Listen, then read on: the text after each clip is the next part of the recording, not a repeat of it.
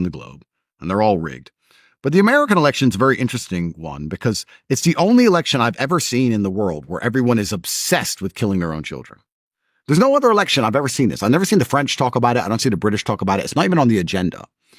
And I was talking to somebody who I'm actually quite personally close with, and they were a Joe Biden supporter, and they now admit that Joe Biden was corrupt, and they admit that COVID was wrong, and they admit the vaccine's poison. They admit all of these things. I'm like, so you're voting Trump? It's just like, but I can't vote Trump because of Roe versus Wade. I was like, listen, we're talking about World War III, Israel, Lebanon, Gaza, Iran, World War III, Russia, Ukraine. We're talking about inflation. Nobody can even pay their bills. Talk about an open border where thousands of people without passports are parading across the border, blood on the streets, drugs on the street. Don't you think there's more important things at which week you can kill your own child?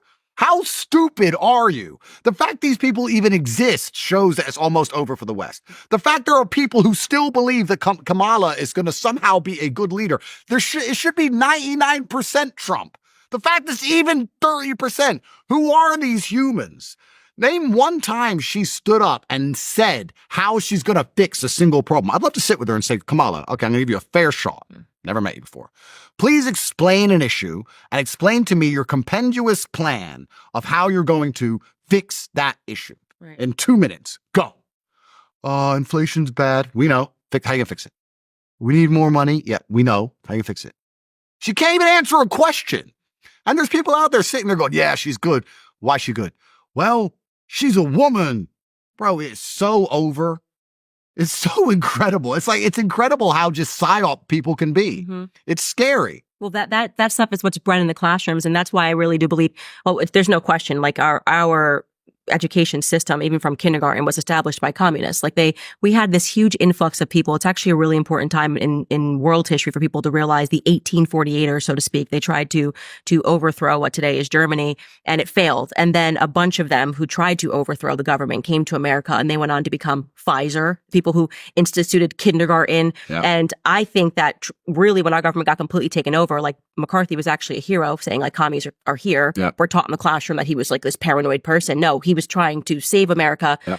America died the day they shot JFK. The last Catholic president shot in broad daylight by the deep state. They took over because he was going to shatter it. He had realized that the commies were in control. I mean, the CIA doesn't represent American interests at all. Like they're all about just subjugating the world. They're global elites. I think the CIA and the Mossad are the exact same organization.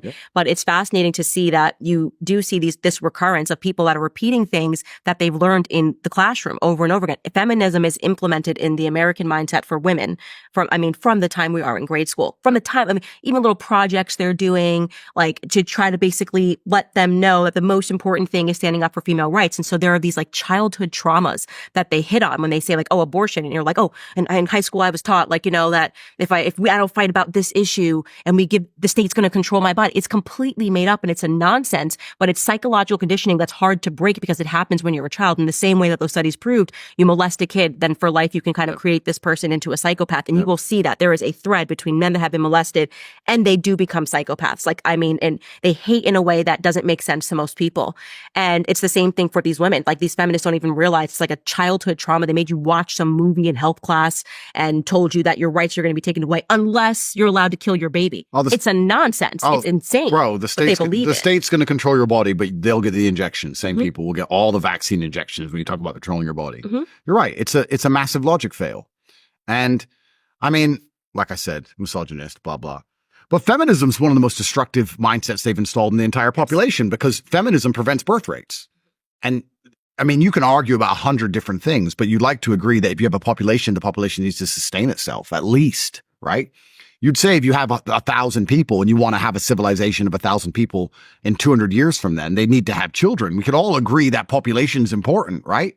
Feminism is extremely destructive to that. It's destructive because it makes the women not want to have kids, but more importantly, it makes men not want to have kids with the feminists. You can't tolerate them. They're intolerable people. They're the worst possible people. I think men build and protect society. We're certainly building it. We're failing to protect it. But women have the magic. Women have the ability to reproduce, and birth rates are falling.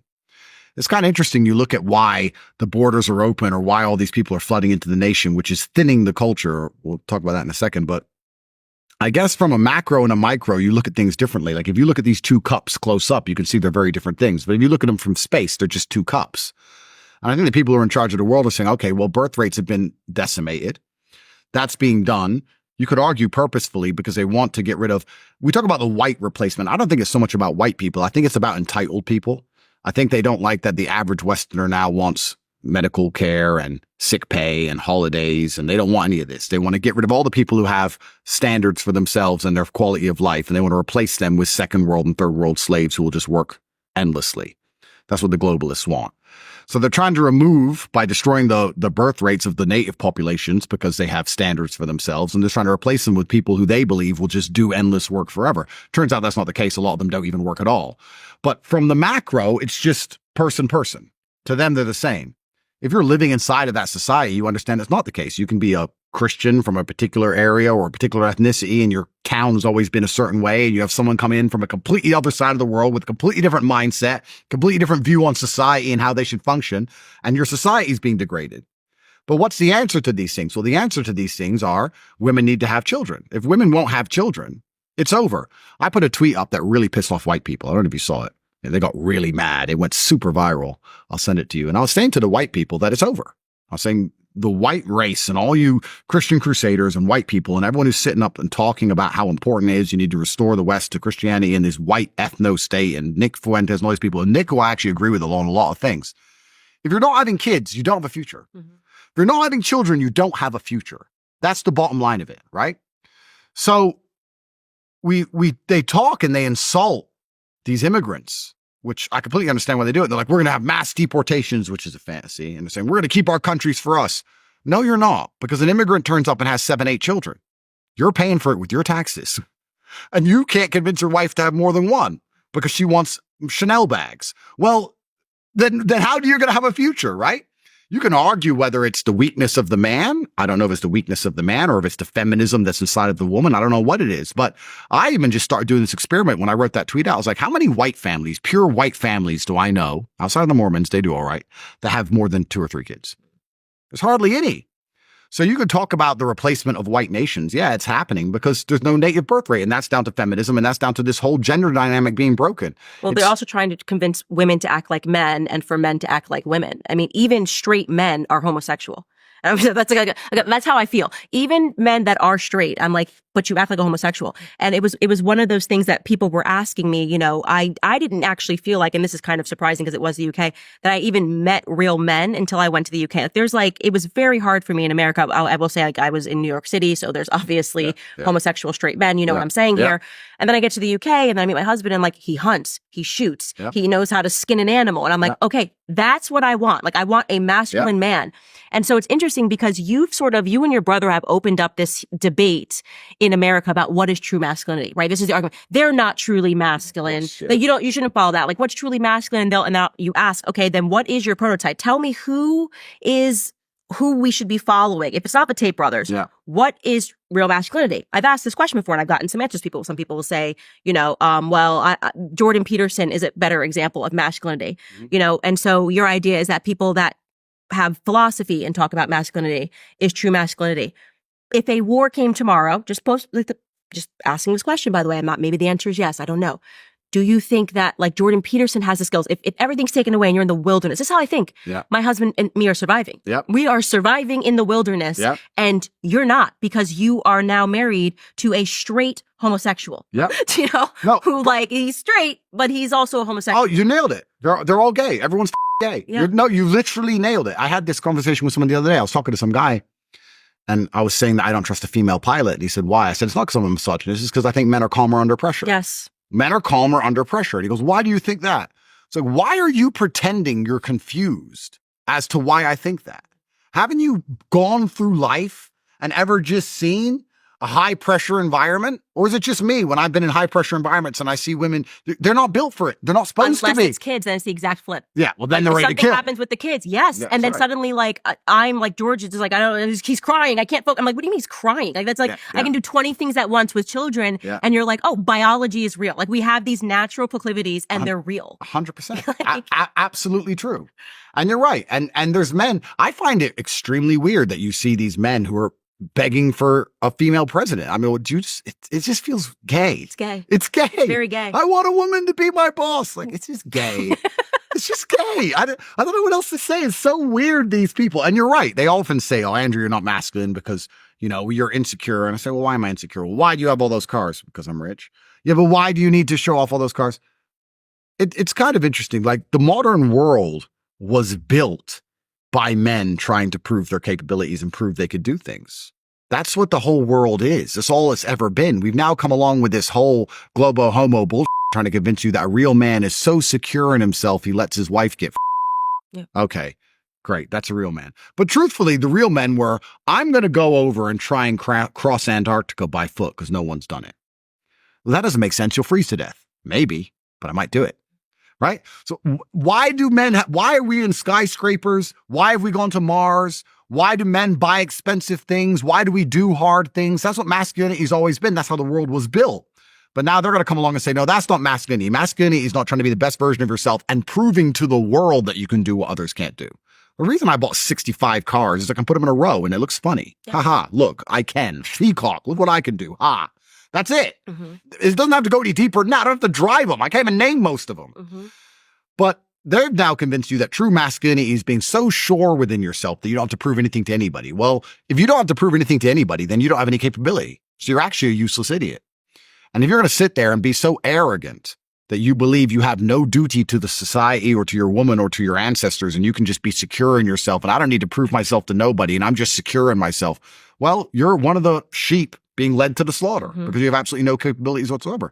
They'll say a real man, I've gotten arguments on podcasts all the time. They say a real man's secure and lets his girl have male friends. I'm like, there's a male friend line. Sure, there's a line. Hi, how are you? Boom, boom. If my girl's going out on dates with some dude, like this is clown world. No. It's peak clown world. And there are men who buy into this psyop.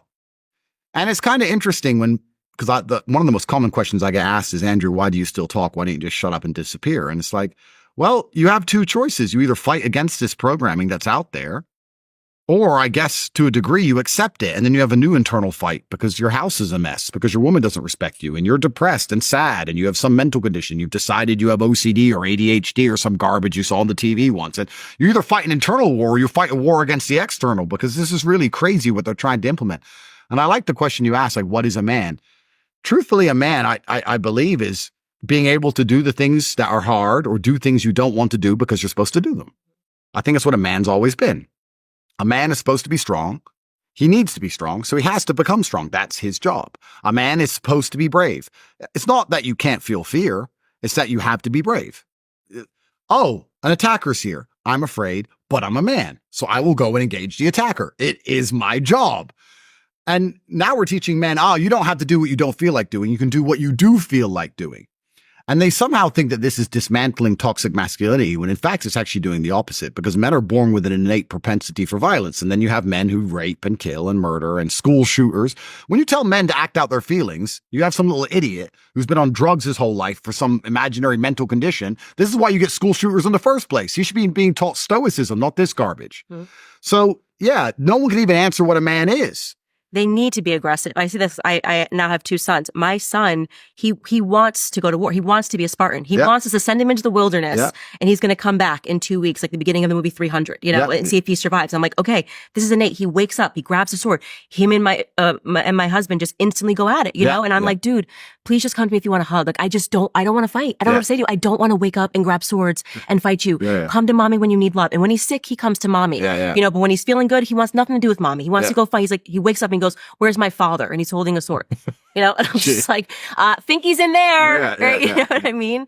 And that's beautiful. And people want to suppress that, you know, and you. Well, they fear it. They fear it. Yes. And they want to suppress that aggression, that natural aggression. And I'm like, no, like, you know, you want to curate that in a way that, yes, if something happens to this family, I want to make sure that everyone can defend this family in the right way. My job is to take care of the children. Like, it is my husband's job to be able to go out and hunt and shoot and fish and do all the things that he does with, you know, with his guy friends when they go on these trips and go hunting. Like, they need to be able to survive in the wilderness. And now we've created these straight homos who are like, well, I read the New York Times every day. And I'm I'm quite educated on this topic of vaccines, so I can keep my family safe from the invisible virus. Well, this is the thing where everything goes back to the propensity for violence, right? So you sit and you talk to these people who